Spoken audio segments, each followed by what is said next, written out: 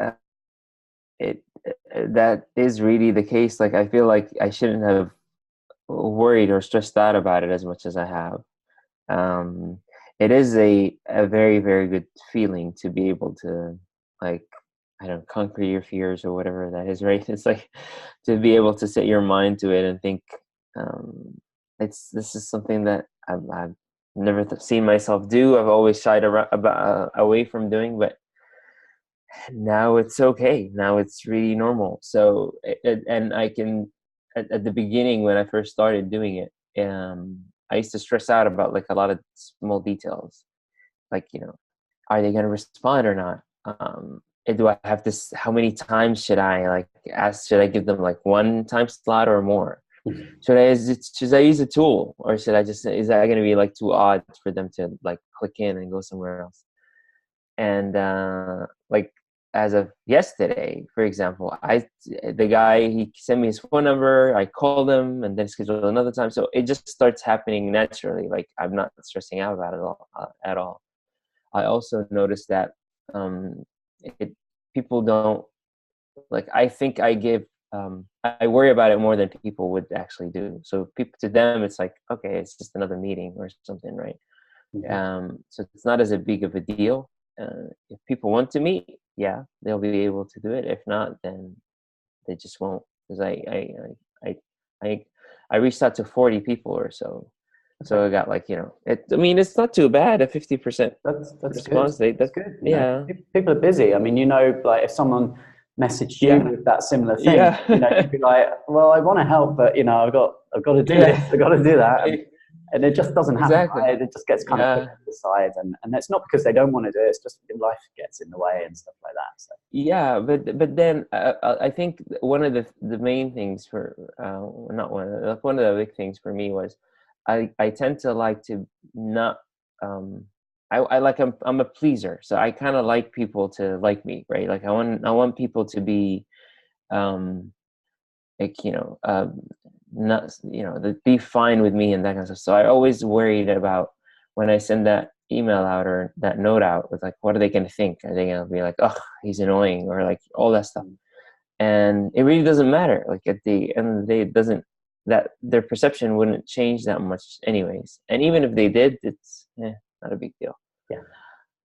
Um, This is where and not, this is where wealth dynamics, again, like really comes in important because to someone who's really strong on the blaze side, they're not going to have those thoughts. They're just going to be like, bash, bash, bash, pick up the phone, right? yeah, So this is yeah, where knowing your strengths, because I'm kind of nudging you and pushing you a little bit to do these things because you've got to do them at this stage. yeah, You need to yeah, get the feedback on your own business. You need to have conversations. But ultimately, as your business grows, those are the areas like your sales. You won't be doing that, right? yeah. You'll find someone No. who's great at just Yeah. having those conversations and doesn't phase them whatsoever to pick up the phone. Yeah, and I think you're right. It's because somebody else would probably come to them naturally, and but to me, it's not as uh, it's still not as a big of a deal as it used to be. Like, so now I can I'll be able to help at least, right? Like I'll be able to like, yeah, let's just do this meeting and focus on what I really need to do and focus on because before I wasn't really focused on that. I was more focused on like, oh shoot, like the emotional part of it, and the like, what are people going to say and how are they going to react, and is it convenient, not convenient? But wasn't really focused on the feedback piece, which is the most important part. Yeah. Um, but as this progressed, it's like no, the feedback is more important. One other thing also that I got out of that is like just people are different. Like some people are like, oh, I love this. This is the best thing since sliced bread. And some others are like, I wouldn't pay I'll pay less than $1 for this thing. That kind of stuff, right? So you get like the whole spectrum of things, and that's fine. Like I think I've always shied away from the rejection piece of sales. That's the hardest part, right? Is like hearing all these no's, Yeah. and maybe I'm not saying I'm an expert or completely prone to it, but at least a little bit I think I can handle it a little bit better now. Yeah. So Okay. it's been extremely helpful. Like I feel like it's been. That's good. Like, I'm really glad that I did that. Yeah.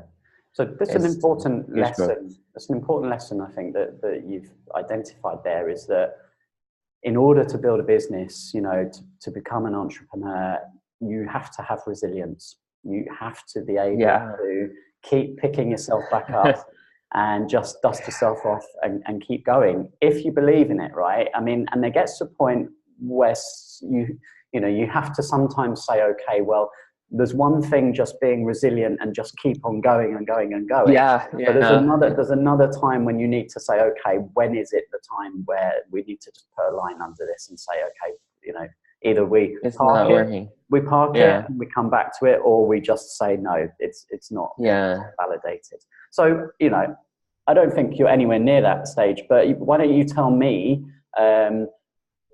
And so this is another thing as well.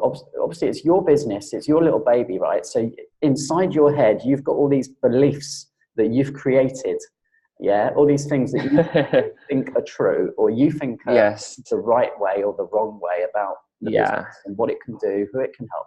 But we've got to try and get ourselves out of our own heads, because we're not paying ourselves to buy this product. Other people are going. Yeah. So you tell Yeah. me, from the 20 conversations or the 19 conversations that you've had, what were the biggest pain points that you felt you got within the feedback? So the things that where you really could see the person going, actually, yeah, I really would see the benefit of using it for this.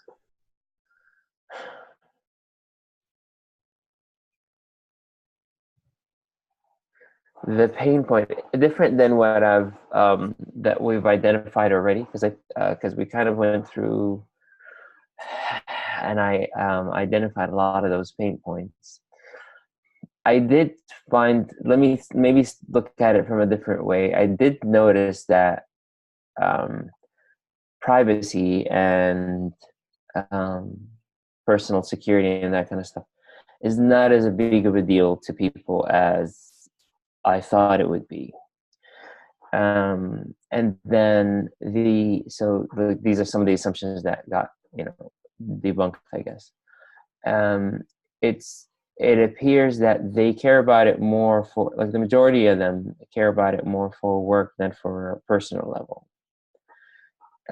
So the more pain points are when within a company rather than for an individual. So the pain comes in it as an organization. How can I protect my data better?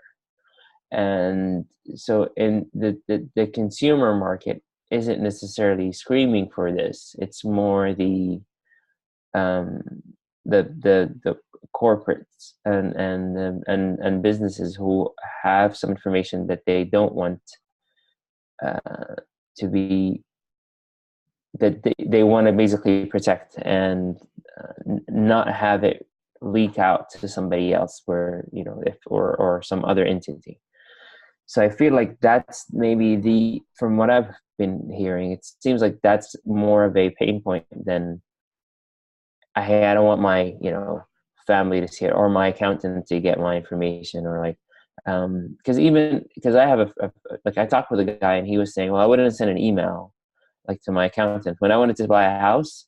I had to go in and load it to a portal, like load the files to a portal, which really isn't secure as he thought it is. But anyways, at the end of the day, it just gives him that feeling. Mm-hmm. But he was saying, well, the worst case, I would have just sent it by mail, which is also not secure. But they don't feel like it's as much of a pain point that like, unless I convince them and scare them, right? Like, hey, all of this doesn't really work. So there's a little bit of work there, that effort that has to happen. But I feel like the bigger pain is within the corporations and companies, small businesses to, you know, larger companies, of how do I make sure that the information that I own as a corporate or as a company isn't sent to somebody else, isn't used by an old employee, or leaked to a competitor or something like that. So that's kind of what I feel like, based on what I've been hearing. Okay. And how many conversations out of those 20 or so that have been had were with owners of those kind of businesses?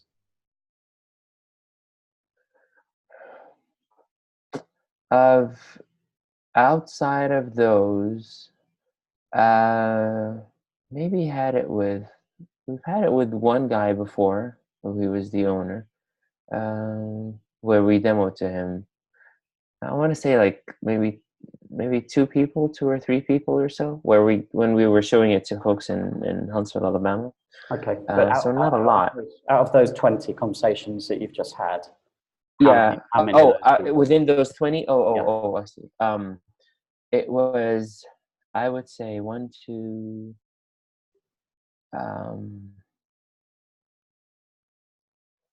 maybe like three or four or Okay. so. And was the response from those three or four any different to the response from the others who weren't business owners? So they're not all of them were business owners. Some were like business owners, some were like heads in companies and stuff. Okay. Their response was more leaning towards, yes, there is a need for this. So they're like, if I just narrowed it down to them, they do see the value in it. Mm-hmm. Their response, they did have some different perspective. Like there was one guy who was making sure that the company basically owns the data, not necessarily, like, I don't care, like, you don't come and sell me on my employees having um, private information or using company assets like emails and stuff to hide personal information. Like I had this image about a lady who was sent an email to a guy she slept with the night before. Or I don't want my boss to see my emails. That's not really the selling point to them. The more selling point is, if I'm sharing this with somebody, they can't a competitor can't get their hands on it, or an employee can't use it when they leave the company. Okay. With small businesses, it was more closer to my clients, and that's another feature that I can sell my clients, that all their confidential information is being better protected and that kind of stuff. Okay. Are those points, all of those points you've just mentioned, are those on your slides? No. Okay. So I think, you tell me what you think about this as well, but just by the sounds of what you've explained just now, which you kind of knew already, was your product is aimed more at the corporations. It's a B2B rather than a B2C type product, right? So you've had 20 so. Yeah, I think so. I think so. Yeah. So really the 17 people or so were not really the customer that's going to pay for this anyway. So whilst the research is great, I think it's helped you now to just get clear in your own head, hopefully, that they're not your customers. All right. So you need to find now and have a very tunnel vision. And this is why doing the customer avatar sheets, this is a good time to do it now, because you really want to almost create a visual image of, and give the person a name almost. It's like, so I know whenever I see a Dan or a John or something like that, then, almost when you walk down the street, you'll almost, without knowing the person, say, okay, that's my customer, because, he's driving an executive car, he's clearly a businessman, whatever it is, but you need to have that profile in your head so that that when you're having conversations with people, that they are the decision makers. They are the people that when you tell them the benefits of this, they're going to say, okay, well, that makes sense to me. Tell me more. So do you have a clear picture, having done that avatar exercise now? Are you getting clearer on who would buy this from you? I made one sheet for like a VP. I call them, what did I call them? Victor Parker or something. Okay, I can't remember. I like that. It's like a VP. Let me share my screen then. Hold on. Okay. Let me show kind of what I wrote. and we don't have to go into a lot of detail, but I started with one, and then I was doing the next one. I was like a small business owner. Mm-hmm. So maybe this is like a 40 to 50-year-old or something. So he's married, he's got teenage kids. He wants to get a competitive edge in the market, want to increase his sales, profitability, wants to provide value to his client. His insurance company's private data information is protected. It's, he makes this much money, and this is kind of like the books that he reads. And I feel like the challenges that he may have is, okay, well, how do I protect the sensitive information? How do I manage my communication and files? There's some financial pieces here. You're shaking your head. Is that not? No, is that good or no? It's good. Okay. But I'm going to let you finish. Okay. Okay. There's I added that in there. Maybe that's because that's some of the challenges that I'm going through right now. It seems like now at Nissan, like 60% of my job is just dealing with people fighting and having issues with each other. Anyways, but these are some of the pain points that I feel like Lockmagic can help. I don't want to leak my company's sensitive information. I want to make sure that my competitor doesn't, take over my market share. So basically my communication doesn't go to unintended users. I'm able to, like, I want to figure out a way to meet my business objectives, or he wants to figure out a way to meet his business objectives. These are some of the objections that I've noted is like, what does that mean? So if I purchase this product, how does that change the way I'm doing business today? How is this different than this? How is it different than what I already have? Like, hey, I'm already, like, I feel like I'm already secure, right? I feel like I'm already good. Like, why are you here now? Is this easy to use? How hard it is? What it can and what it can do. So if there are some pieces of it that it doesn't work, how do I mitigate that? And then obviously he has a role in, like, that person would approve or would push to say, I need this product, or Mr. IT director, go ahead and implement that. So he would be able to fund that product basically, and approve it and that kind of stuff.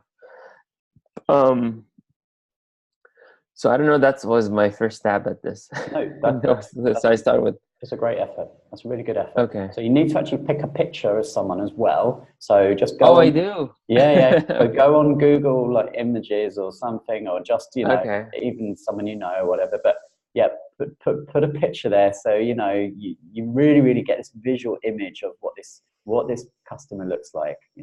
Okay. And then this is really, this is really, really good effort. So what I was, when you were going through challenges and pain points, okay, so let's look at challenges. Well, time is almost always a challenge for everybody, okay? So I'd add time to that list, and I would emphasize the fact that this is not going to take any extra time on their behalf, all right? You guys can install it, test it, implement it, fix it. It's not good, because that's always something I'm thinking, it's just another thing for me to have to think about or deal with. So challenge, definitely, I would, emphasize that. Okay, that's a good point. And also maybe just to make the challenges, or make the language that you're using there just a bit more real life. So instead of it being quite sort of corporate-y, it's just like, okay, so what are some of the challenges? Challenges are, someone might leave the company and take a load of information with them, or download a load of files, or something like that, right? What might be another challenge with security? I mean, I don't know, but there's something for you to have a think about, right? Okay. All right, that's interesting.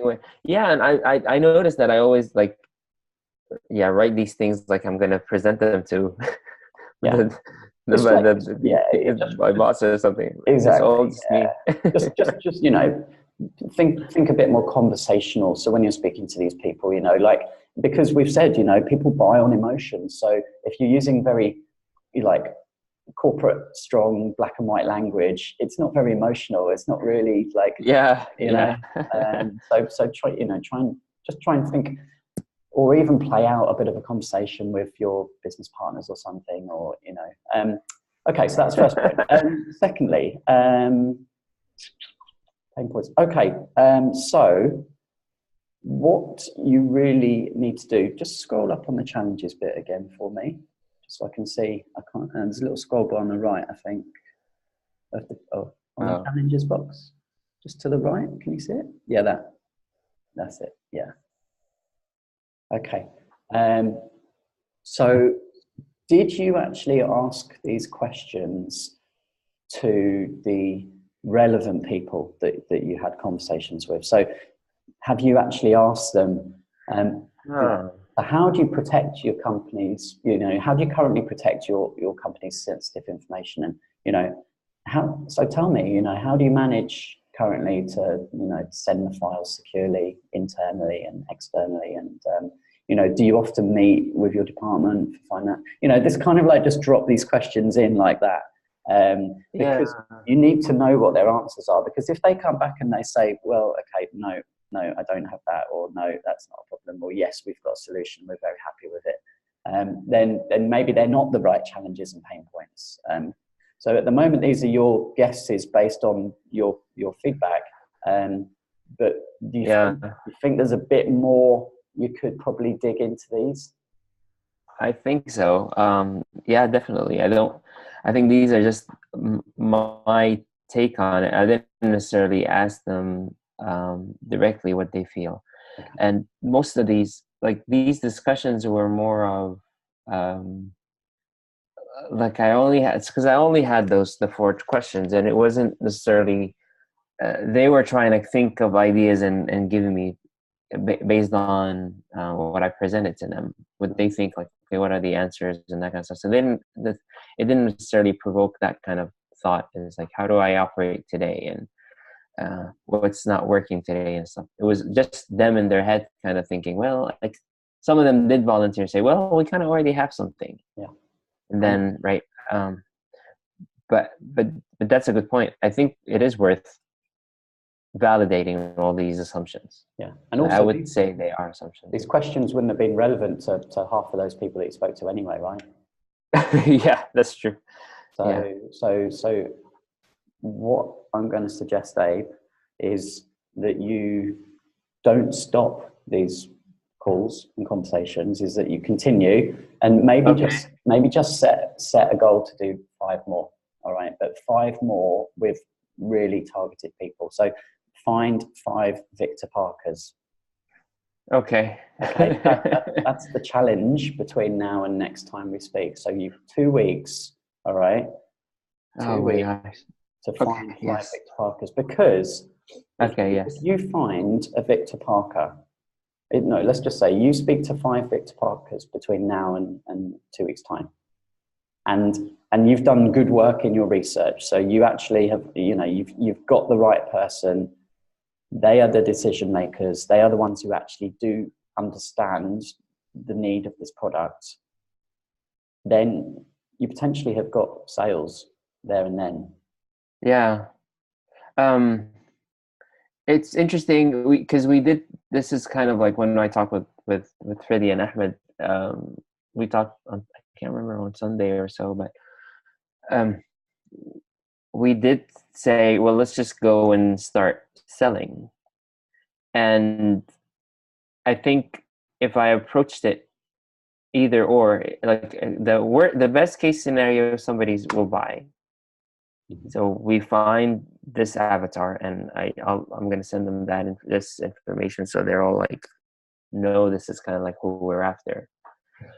The best case scenario, they buy. Worst case scenario, we validate these assumptions, right? So we still get something out of it. Yeah, I think that will be definitely something that's that's valuable, and I think I'll do that. Yeah. I did start with like another avatar Okay. with this one for small business, Yeah. and kind of try, but I didn't finish yet. But Stacey Bravo. well, because I was, I don't know. I just because the I initials like make it. it. It doesn't matter. It just yeah, yeah. Okay, So I so was what does like, Stacey do? What's her job? well, So, she's like she has a small business, whether she's like an accountant in an accountant office, or I made her the founder or co-founder of well, it. But why don't I tell you what? With these avatars, is I know, and you know, I'm not saying you've done anything incorrect. You haven't. You've done a great job, but to make it a bit more personal, actually give them a role. So actually, you know, Stacey is an accountant, or she's got an accountancy business. You know, she's owned it for 10 years. She's got 3 staff, and she's got a dog. You know, she's married. Got 3 kids. They're called, you know, Dave, Wilmer, and Freddie. You know, like, Wilmer. Don't call your kids. Don't call your daughter Wilmer. I think it depends. Okay. Yeah. But you know, build up this profile, because then, you know, and some of the notes that I'd made from last time about who are some of the sectors that you should probably look at targeting, and you know, doctors, clinics, real estate, Yeah. lawyers. These are people that are regularly sending out sensitive information every day. So they're sending out contracts that definitely don't want to get leaked. They're sending out, you know, client health records, things like this. So, you know, let's build a profile for Wilma, and maybe she's a lawyer. So maybe she's sending out lots and lots of contracts and, you know, very sensitive data. Who is she sending that out to? Because that even can be a clue. You know, it's like, well, who is she sending this data to? Well, she's sending it to barristers, or she's sending it to property surveyors, or, you know, whatever it might be. Yeah. And then that's another niche potentially that you can add to your list. Yeah. That's a good point. Yeah, because then I kind of see them in my head in a way, like because some of the folks that I talked with, because I talk with somebody with, you know, who like I talk with somebody who owns a small business. I didn't ask her like these questions, but I did kind of try to get some feedback on her as far as like the business and all that stuff. But then I have these images in my head of how they look like, right, based on what I've talked to, and maybe it is worth just writing it down and and putting that picture in. It is. And because making them come to life.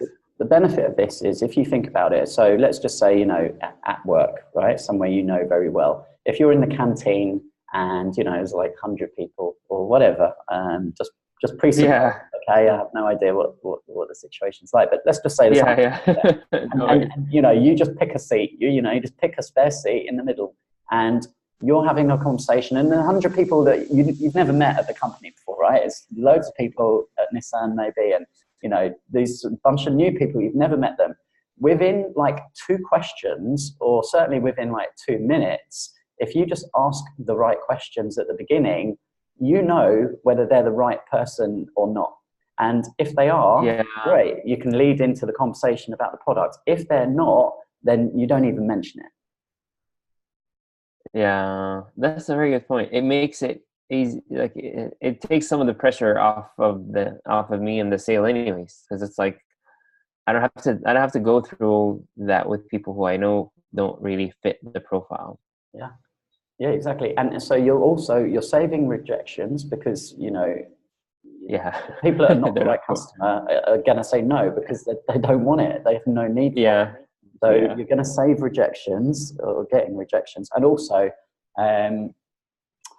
you know the right questions. So after you've done like another 5 calls, and you've asked these, you know, actually established, are these the real challenges and pain points for these people or not?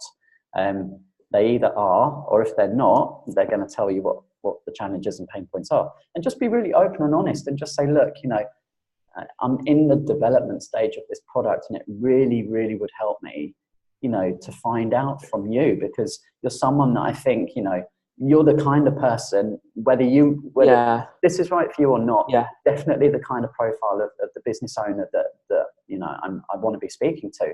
So I'd love to know what your challenges and pain points really are around this subject, around this topic. And then just let them speak. Just let them tell you. And then just take furious notes or record it. Right? Yeah. Because then all you need to do then, it becomes actually really quite simple in that you just then go through all of the notes from the feedback from those 5 people, and you literally highlight, okay, what are the key things that they've said? So they're going to say, well, time's a real challenge, or whatever the security, whatever the relevant things are. And then you just lift out that and you stick that into your sales page, and that's it,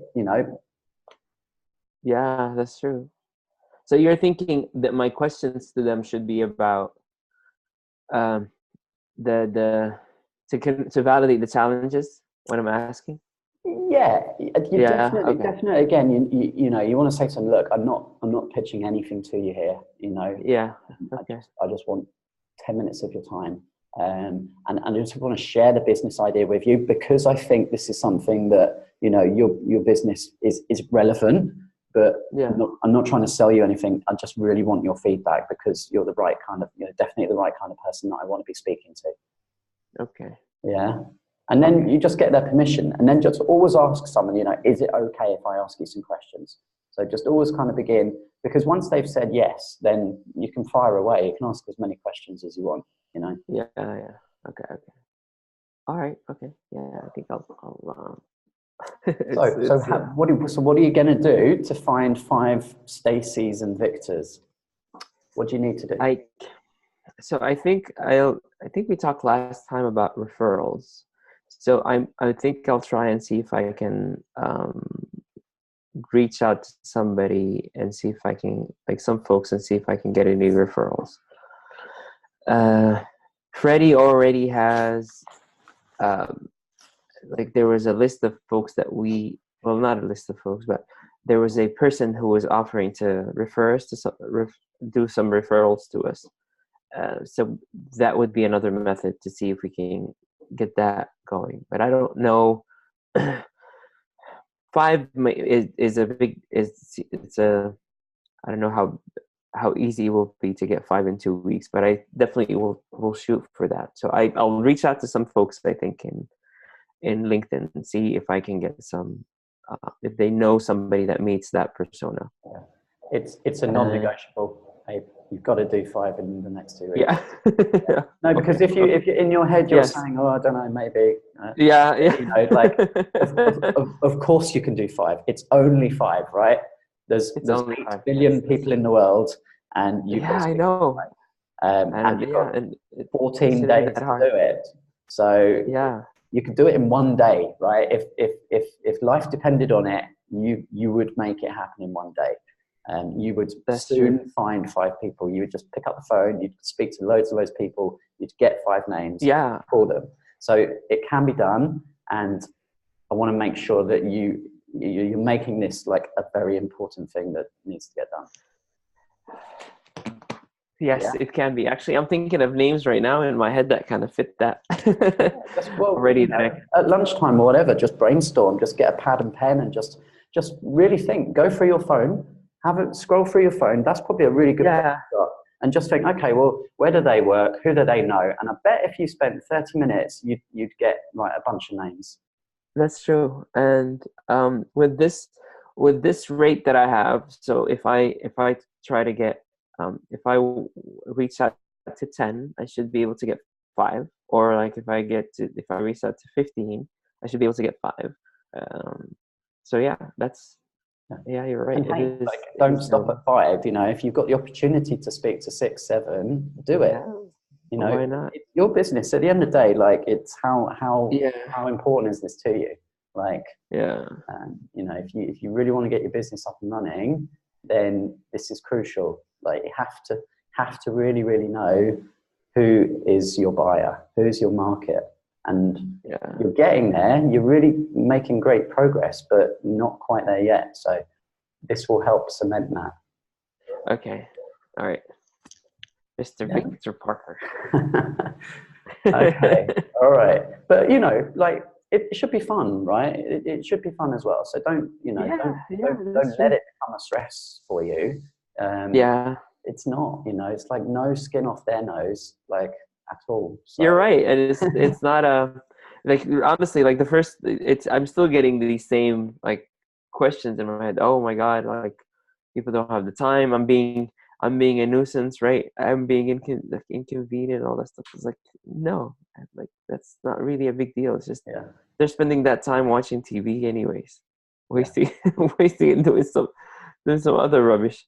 yeah. So Okay, so that's it. That's the task, okay, and I'll do that. um, Okay, no I will work on excuses, that. right? No excuses. No excuses. We'll get five. I'll get you five in the next 2 weeks.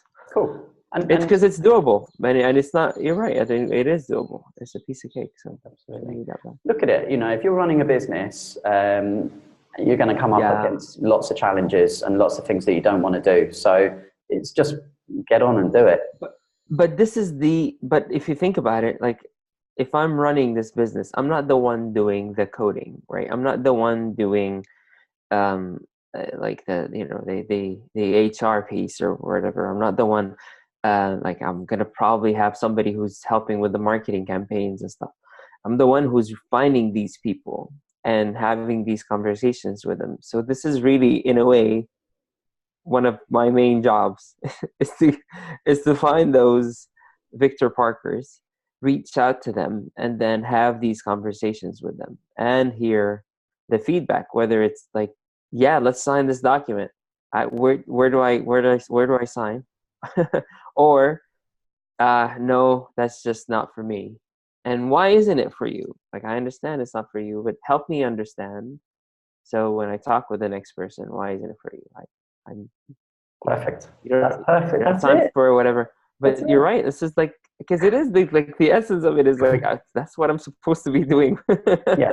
And also, Anyway, it's not about you, it's about them. So every time you're about to have that phone call and you'll start to get nervous, yeah, yeah, and you're yeah, thinking, oh, yeah, just remind yourself and write this down. Write this down. Okay. It's yes, not about me, it's about them. yeah. About, it's not Yeah. about me. Think all the time whilst you're speaking to them, like, this is going to help you. Like, but it's only going to help the right people. Okay. So this is why this is so important, because if you're speaking to the wrong person, you can say everything in the world. It doesn't matter because they're just not the right person. Yeah. Yeah. So sometimes you've got to, you know, you will realize when you're speaking to them that you're just not my client, and just there's no point keep talking if you've realized that. Just kind of bring it to an end. Yeah, But the yeah. right person, when you're speaking to the right person, when you're speaking to a Victor or a what's Stacey's Stacy. name? Stacey. When you're speaking Stacy. to a Victor or a Stacey, think about if I don't help you guys install this product and you have a disaster in the next week and something really bad goes wrong, which we could have prevented, then that's almost my fault that I didn't display the benefits and relay that Um, enough to you to understand why it's so important for you to buy this product. yeah. Okay, that's a very good point. But only if you believe that. Only if you believe that.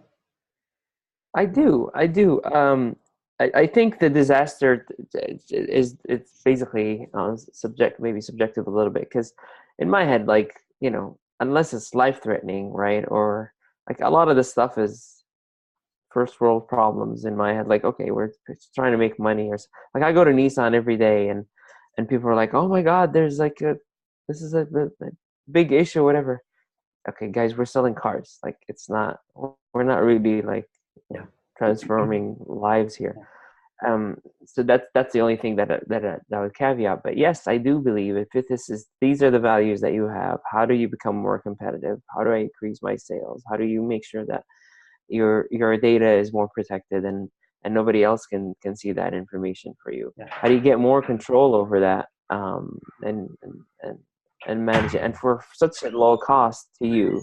Like, it's really not a big deal. Like, once they have that installed, they're done. Like, they don't have to worry about it at all. Yeah. It's just a check that you're writing once a month or whatever, and it just works. Well, And that's you that's the just need beauty of to, it. you just need to say that, right? And that's coming across natural to me. But, you know, the more that you do these conversations, then the more you'll just get comfortable with Yeah, saying this, because, you know, you need to minimize the risk for these people. You need to remove all the things in their heads, like they're thinking, oh, I don't have time, yeah, or, you know, what's it going to cost?